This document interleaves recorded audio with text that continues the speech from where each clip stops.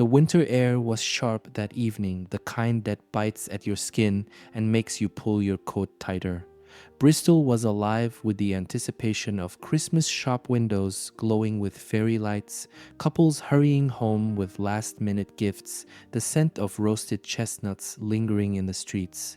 But beneath the festive warmth, there was an eerie stillness. It was December 17th, 2010. A night that should have been unremarkable.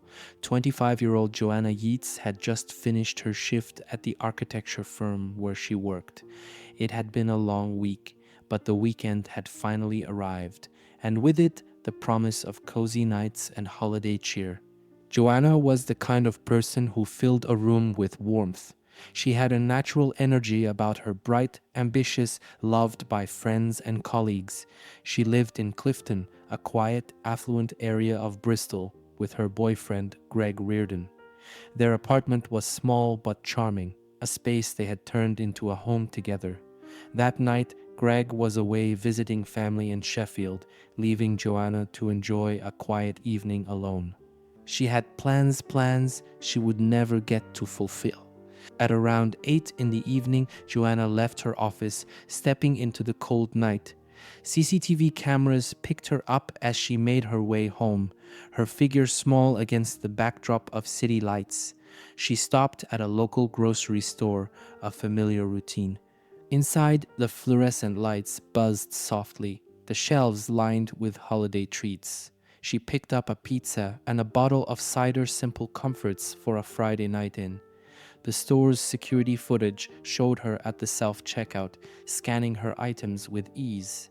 She looked calm, casual. Nothing seemed unusual. As she exited the store, the world outside was quiet.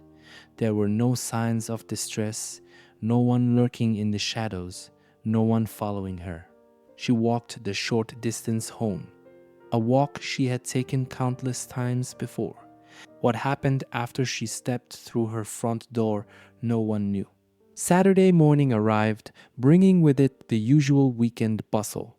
Friends were out finishing last-minute Christmas shopping, families gathered for early celebrations, and the world carried on as if nothing was amiss. But something was wrong. Joanna Yeates was supposed to meet friends that day. She never showed up. Texts went unanswered. Calls rang through to voicemail. At first, no one panicked. Maybe she had overslept. Maybe she had changed her plans. But as the hours passed, concern began to creep in. Her boyfriend, Greg Reardon, was still in Sheffield, unaware that anything was wrong. He had spoken to Joanna briefly the night before. Everything had seemed fine. She had sounded normal, happy even. But now she wasn't responding. By Sunday evening, Greg made the drive back to Bristol, the unease growing with every mile. When he arrived at their Clifton apartment, everything looked just as he had left it. The door was locked, no signs of forced entry. Then he stepped inside. Greg called out her name. Silence. His eyes scanned the apartment. Nothing looked disturbed. There were no broken windows, no overturned furniture, no immediate signs that something terrible had happened. But then he noticed something strange. Joanna's coat was hanging by the door. Her shoes were neatly placed beside it. Her purse sat on the table. Her phone was still there, untouched. The bottle of cider she had bought from the store was unopened, and the pizza, her simple Friday night dinner, was still in its packaging, uneaten. It was as if she had stepped inside, set everything down, and vanished. Greg's heart pounded. He tried to push back the panic clawing at his chest. Maybe she had gone out with friends. Maybe she had stayed somewhere overnight. But deep down, he knew Joanna wouldn't have left without her phone. Something was terribly wrong. By the time Greg Reardon called the police, panic had fully set in. This wasn't just a missed text or a last-minute change of plans. Joanna was gone. Authorities arrived at the Clifton apartment, looking for anything that might explain her disappearance. There was no sign of forced entry, no blood, no struggle. It was as if she had walked out into the night and never returned. Greg, along with Joanna's family and friends, desperately spread the word. Flyers were printed and plastered across Bristol. The media picked up the story, broadcasting Joanna's face on every news channel. Social media lit up with messages of concern, urging anyone with information to come forward. People wanted to believe she was still out there. Maybe she had been taken, held somewhere against her will. Maybe she had suffered an accident and was waiting to be found. But as the days passed and the December cold settled in, hope began to wither. Somewhere deep down, everyone feared the worst.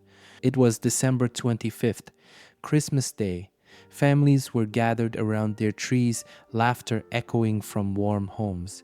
But a few miles from Clifton, in the quiet countryside of Fayland, something sinister lay hidden beneath the snow. A couple was out walking their dog along a remote stretch of land. The air was crisp, the ground frozen beneath their boots. The dog ran ahead, its nose to the ground, sniffing excitedly at something near the edge of a wooded area. Then silence, a sudden hesitation. The couple caught up, their breath visible in the icy air. At first, they didn't understand what they were looking at. A bundle partially buried in the snow, clothes stiff from the cold. And then realization set in. It was a woman's body. Panic surged through them. They called the police, their voices shaking as they described what they had found. Within hours, forensic teams arrived, their boots crunching against the frozen earth as they secured the scene. The worst fear had been realized. Joanna Yeates had been found. But the mystery was far from over, because there were no obvious injuries, no blood, no clear sign of what had happened to her. The question now wasn't just who had taken her, it was how she had died. At first, investigators held onto a sliver of hope. Maybe Joanna had wandered off in the freezing cold and succumbed to the elements. Maybe this was a tragic accident.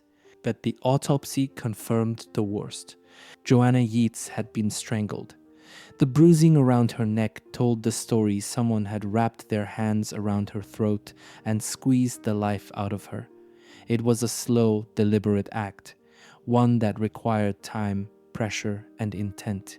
There were no defensive wounds, no signs that she had fought back. Either she had been taken by surprise or overpowered before she had the chance to resist. Worse still, there was little forensic evidence at the scene. No clear footprints leading to or from her body. No weapon, no DNA from a stranger. The snowfall had worked against investigators, erasing whatever clues might have been left behind.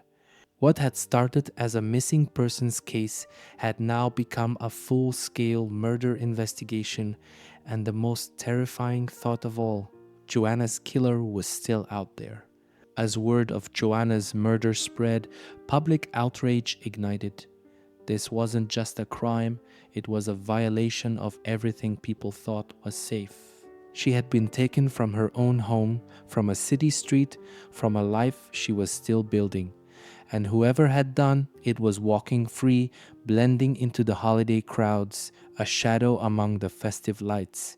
The media swarmed Clifton, reporters camped outside the apartment complex, cameras flashing every time detectives came and went.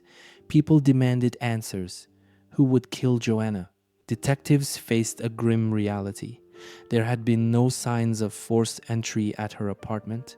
No one had reported screams or sounds of a struggle. No suspicious activity had been recorded in the days leading up to her disappearance. But someone had been with her that night. Someone had strangled her and dumped her body miles away.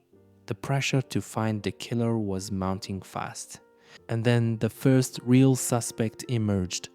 With no solid leads and growing public pressure, investigators turned their attention to someone close to home. Christopher Jeffries. He wasn't a random suspect, he was Joanna's landlord, an eccentric, well-educated retired teacher who lived in the same apartment complex. He had been one of the last people to see her alive. Jeffries was known in the neighborhood. Thin, with wild white hair and a sharp, almost theatrical way of speaking, he was the kind of man people either found fascinating or unsettling. He had a habit of watching things, people, cars, the street below. Some neighbors found him harmless. Others thought he was odd, maybe even a little creepy. When reporters got wind that police were questioning him, the tabloids pounced. His peculiar mannerisms became headlines. The strange man next door, what does he know? Weird, reclusive landlord questioned in murder case. Then came the arrest. On December 31st, detectives took Jeffries into custody on suspicion of murder.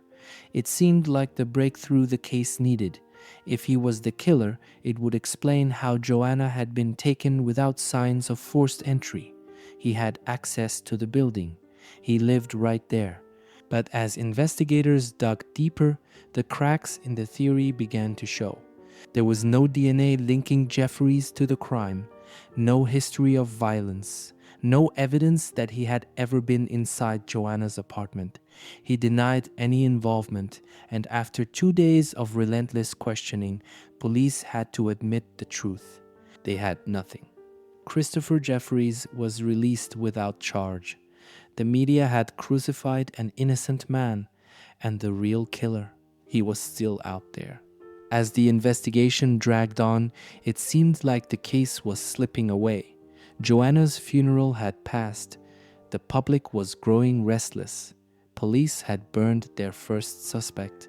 But behind the scenes, forensic scientists were still working. That's when they found something. Something so small it had almost gone unnoticed. A single speck of glitter. It was found on Joanna's body, barely visible, almost meaningless. Glitter could come from anywhere, from Christmas decorations, from clothing, from a greeting card. It was easy to overlook, easy to dismiss. But this wasn't just any glitter. When tested, it matched a specific type, one that wasn't common. And in a bizarre twist, police found that exact same glitter somewhere else, on a Christmas card. A Christmas card inside the apartment of another man. A man who had already spoken to police. A man who had even offered condolences, appearing calm, helpful. Joanna's neighbor, Vincent Tabak. It was the kind of clue that could have been dismissed in an instant, a single fleck of glitter. But forensic analysts weren't willing to overlook anything. They ran tests, examining the microscopic fragments found on Joanna's body. This wasn't ordinary glitter from wrapping paper or decorations. It was a unique type, the kind often found on greeting cards. It was a long shot, but investigators followed the lead. That's when they found something disturbing. Inside the apartment of one of Joanna's neighbors, they discovered a Christmas card with the exact same type of glitter. The forensic match was undeniable. The particles found on Joanna had come from this card. But how? For the first time, police had something physical, a direct connection between the crime scene and someone who had been right next door the entire time. Someone who had already spoken to investigators. Someone who had presented himself as nothing more than a concerned neighbor. His name was Vincent Tabak, a 32-year-old Dutch engineer, quiet, reserved, with a successful career. He wasn't the kind of person who attracted attention. Unlike Christopher Jeffries, there was nothing outwardly strange about him. No wild hair, no odd behavior. He was just another professional living in Clifton, another face in the crowd.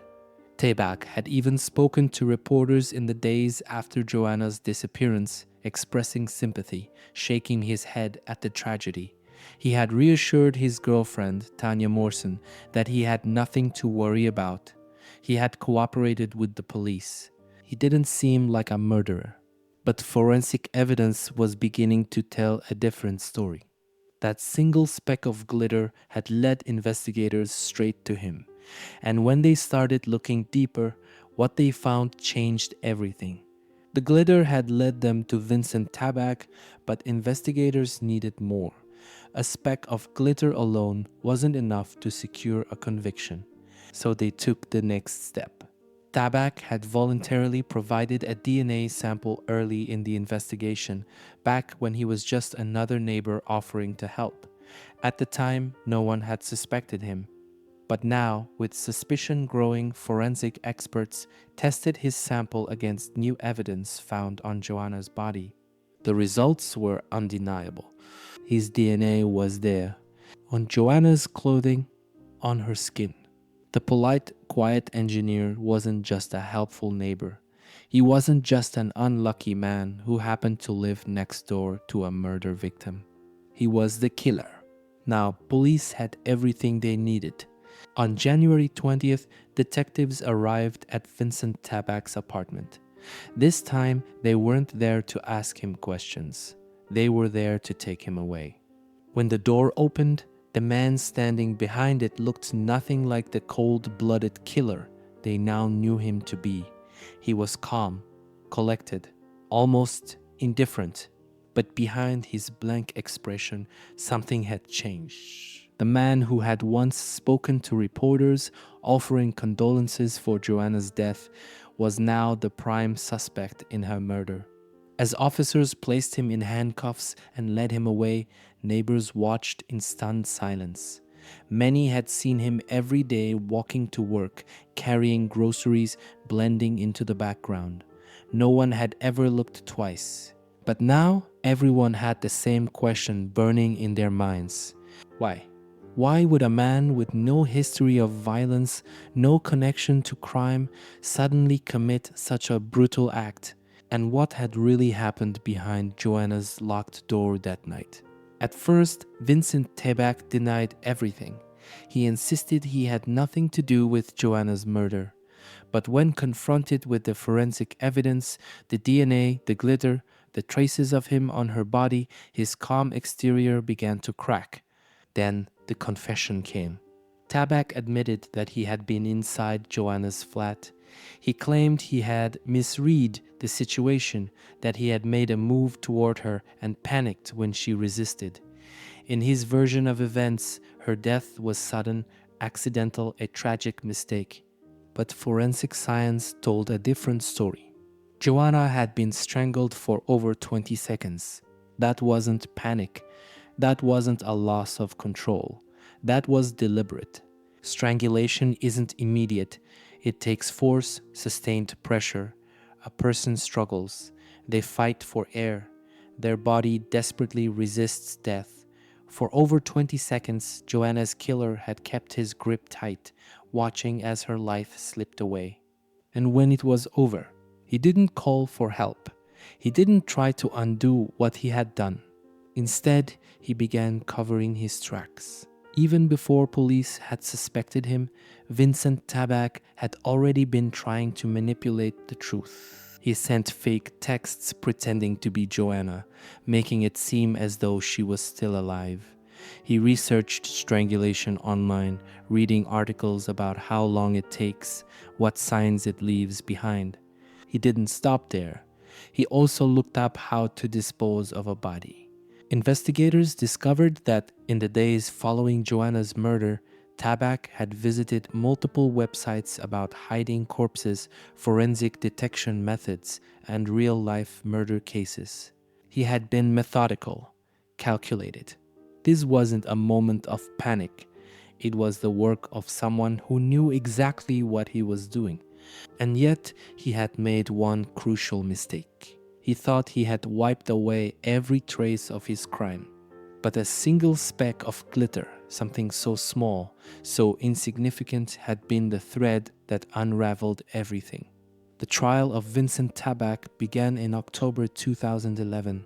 The courtroom was packed reporters, members of the public, Joanna's devastated family, and Tabak himself seated in the dock, his once calm demeanor now shadowed by the weight of what he had done. The prosecution wasted no time dismantling his carefully constructed lies. They laid out the facts. Tabak had strangled Joanna for over 20 seconds, long enough for her to struggle, long enough for him to stop, but he never did. He had carried her lifeless body out of her flat and dumped it miles away, covering her with leaves and snow. He had returned home, sent fake texts to cover his tracks, researched how to conceal a body, and even tried to place suspicion elsewhere. But when it was his turn to speak, Tabak clung to his version of the story. He admitted he had killed Joanna, but denied it was murder. He claimed he had misread the situation, that she had screamed when he got too close, and that in a moment of panic he had strangled her to stop her from alerting neighbors. He described it as an accident, something he never meant to do. But there was one problem. The evidence told a different story. The forensic reports showed that Joanna had been held down with overwhelming force. The pressure on her neck was sustained. A crime of panic would have lasted only seconds. But Tabak had continued for over 20 long enough to know exactly what he was doing. Then the prosecution introduced something even more chilling.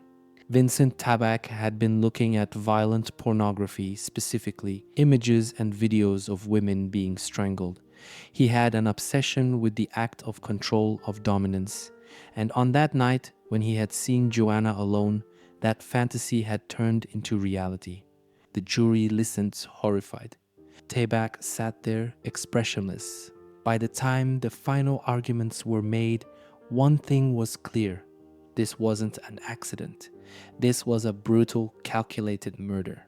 After 2.5 days of deliberation, the jury returned. The air in the courtroom was heavy, thick with anticipation.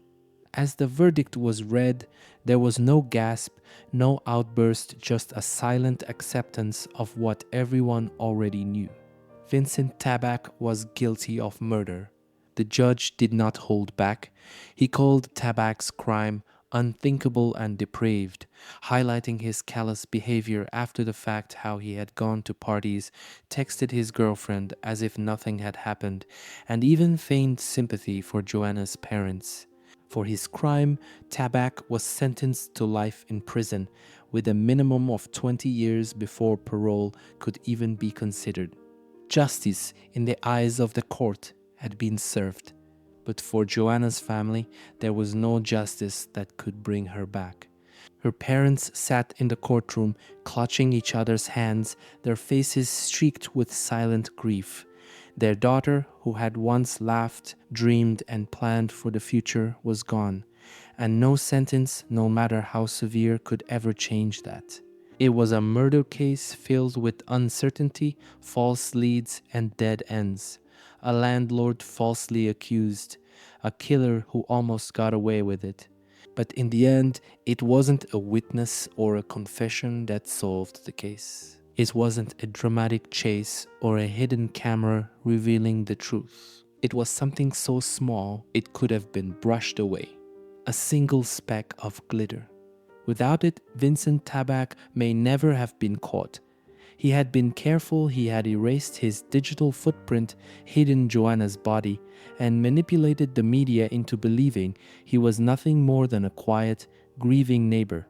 But that microscopic fragment, barely visible to the naked eye, had led investigators straight to him. It was the thread that unraveled his entire story. And it proved, once again, that in the world of forensic science, no detail is too small. Because sometimes the most insignificant things, the ones we don't even notice, can expose the darkest secrets. Even after all these years, 3 questions linger. What would have happened if forensic scientists had ignored that tiny speck of glitter? Did Tabak plan this, or was it truly a crime of opportunity? And how many killers out there are walking free simply because the right clue was never found? The truth is, forensic science has come a long way. But for every case solved by DNA, by fibers, by the tiniest of details, there are countless others that remain mysteries. We will never know how many murderers have slipped through the cracks, how many killers are still out there, How many cases like Joanna's could have gone unsolved if not for one single overlooked clue? In Joanna's case, glitter didn't just sparkle, it spoke.